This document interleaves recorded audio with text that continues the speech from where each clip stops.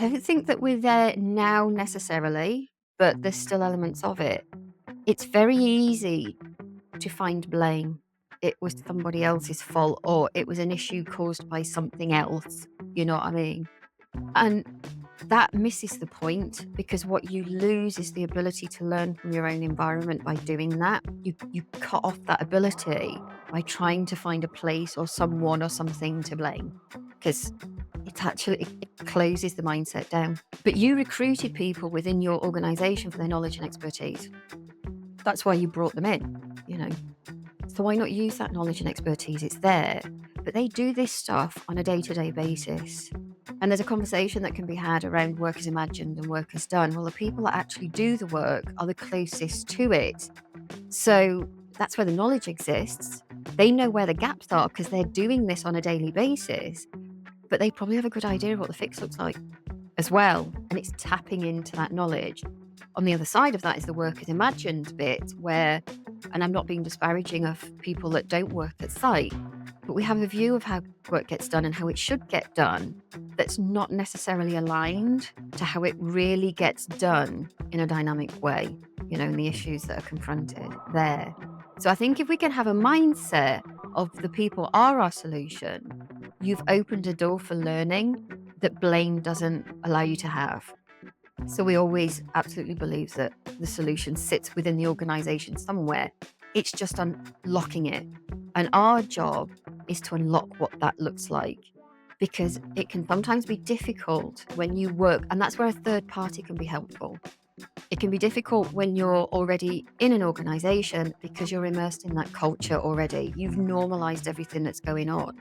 And it's very difficult to take a step outside of that and look at things in a different way, where somebody can come into this with absolutely fresh eyes and say, but what about this? And why do you do it that way? And how has that come about? You can ask these questions because you almost have permission to do it. You've been asked to come in and do that, you know, so that can be hugely helpful. So we can look within an organization and we have the tools that allow us to do that and say, well, this is where your gaps exist. You've normalized that. It's a human condition, you know, so there's no blame here, but this is where we think you can fix it. Now, our assessment tools can sometimes pick out where people are excelling, where there is high performance. So depending on how the demographic works and whether we've got the demographic right, we work very, very hard to make sure we do get the demographic right.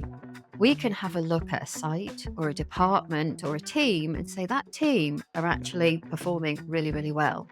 But that team aren't necessarily, but they both work for the same organization. They're part of the same culture. They're working within the same site. Why is it different? And what can we learn from the team that are high performing? So our assessments are really nice in that way because they're very holistic. They don't just look for the challenges, they look for what's high performing and what's being done really, really well so we can learn from within the organization.